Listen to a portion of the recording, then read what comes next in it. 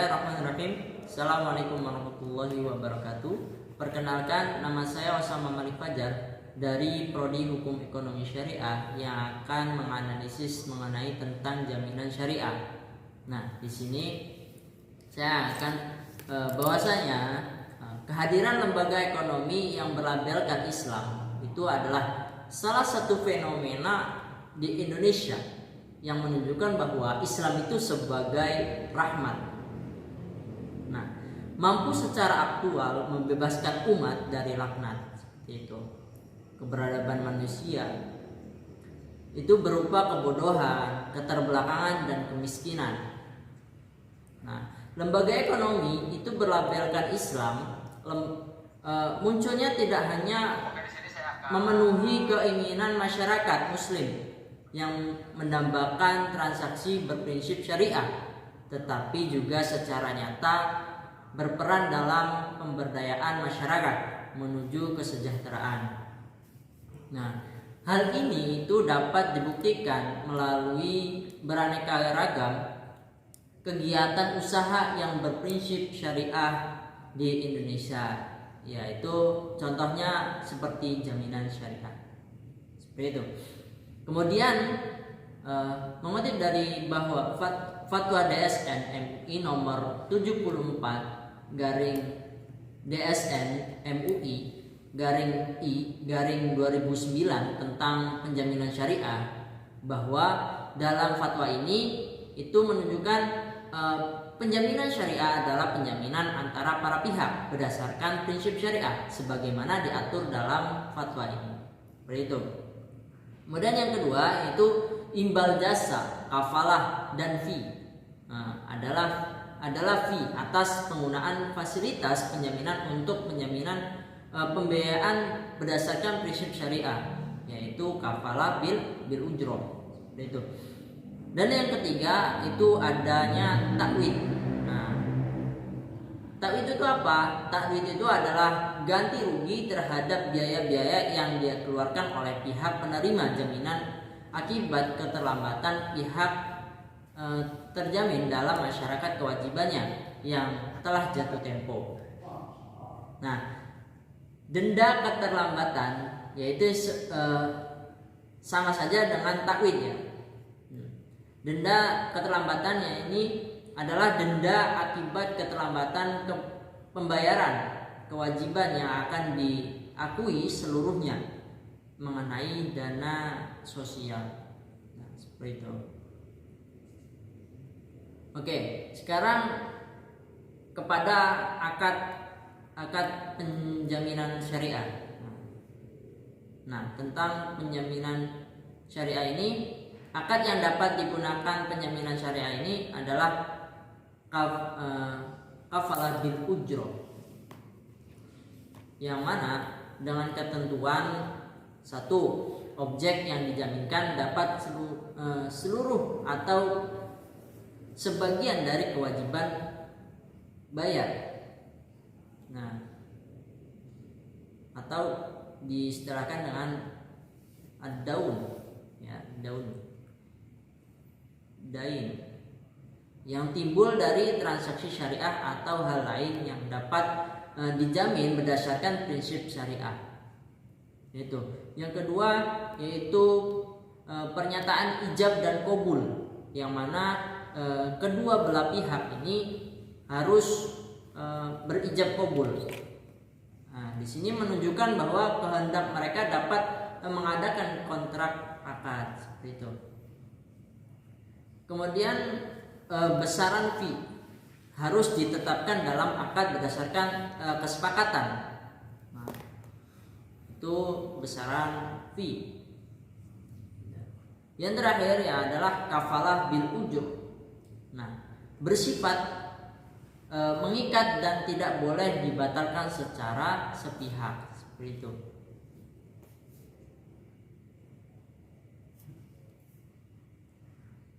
Nah, setelah itu penjaminan syariah.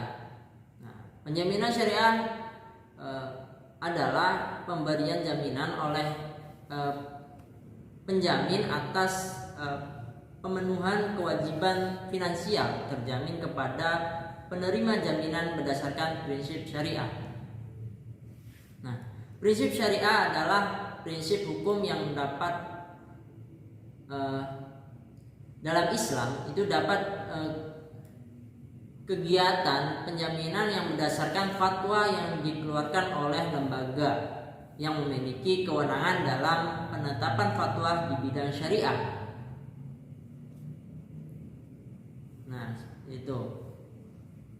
Dan kemudian kegiatan penjaminan syariah ini untuk penjaminan risiko yang pembiayaan tersebut memiliki beberapa ketentuan yang mana diantaranya melibatkan 3 pihak. Yang pertama penjamin, yang kedua terjamin, dan yang ketiga penerima jaminan. Nah, penjamin ini apa? Penjamin ini adalah pihak yang melakukan penjaminan, dan yang kemudian penerima jaminan. Nah, penerima jaminan itu adalah suatu lembaga keuangan atau luar lembaga keuangan yang telah memberikan pembiayaan berdasarkan prinsip syariah atau kontrak jasa kepada terjamin. Kemudian yang ketiga itu terjamin. Nah, terjamin itu adalah pihak yang telah memperoleh pembiayaan berdasarkan prinsip syariah atau kontrak jasa dari lembaga keuangan atau di luar lembaga keuangan yang dijamin oleh perusahaan penjaminan atau perusahaan penjaminan syariah. Seperti itu. Nah, di sini prinsip dari dasar penjaminan syariah ini adalah sesuai dengan POJK nomor 2 garing POJK nomor 5 garing 2017 tentang penyelenggaraan usaha lembaga penjaminan. Ini mempunyai prinsip dipenuhinya prinsip keadilan al-adl, kemudian adanya dipercaya yaitu amanah, kemudian keseimbangan tawazun, kemudian kemaslahatan maslahah, dan keuniversalan syumul. Itu prinsip yang kedua, yaitu tidak mengandung hal-hal riba atau keharaman, maisir, gharar, zalim, dan riswah atau maksiat dan lain-lain. Nah, mekanisme dalam penjaminan syariah ini ada 2, yang mana penjaminan langsung dan penjaminan tidak langsung. Nah, prosesnya yaitu adalah case by case. Kemudian yang kedua yaitu conditional automatic cover.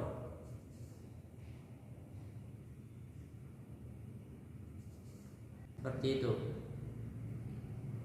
Dan di sini bahwasanya penjaminan syariah ini hukumnya dibolehkan dengan ketentuan sebagaimana diatur dalam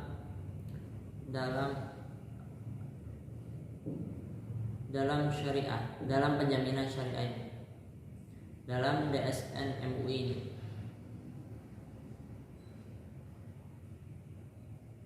Nah, ketentuan dan batasan.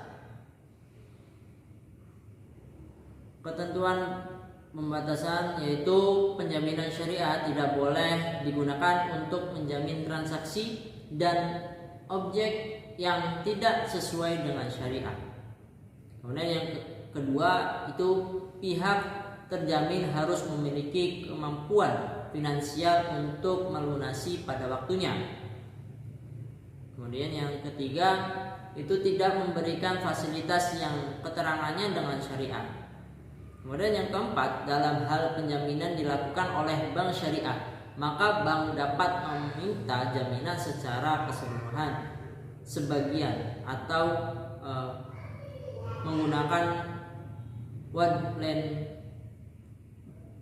wa'adin fanatici.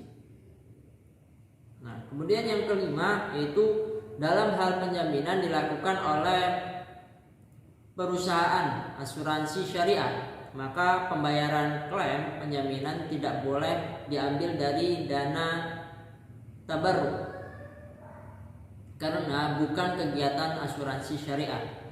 Nah, dalam hal terjadi pembayaran klaim penjaminan, maka pihak penjaminan berhak menagih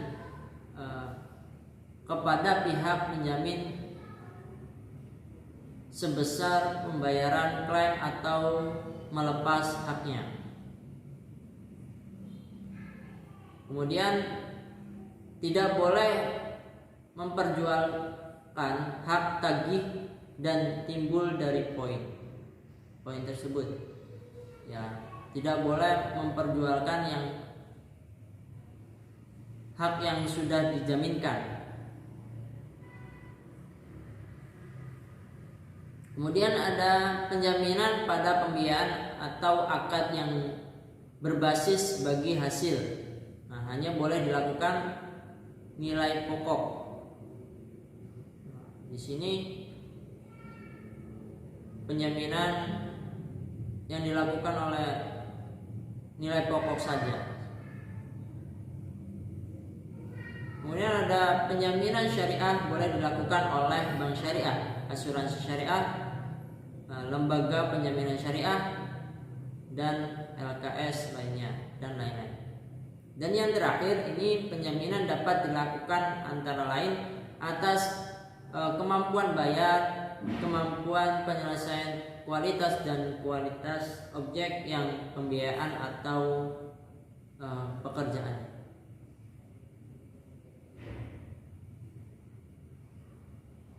Nah,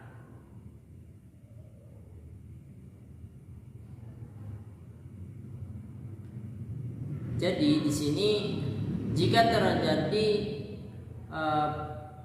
perselisihan di antara para pihak, maka penyelesaiannya yaitu dilakukan berdasarkan peraturan perundang-undangan dan berlaku dalam sesuai dengan prinsip syariat yang telah tidak tercapai kesepakatan melalui musyawarah.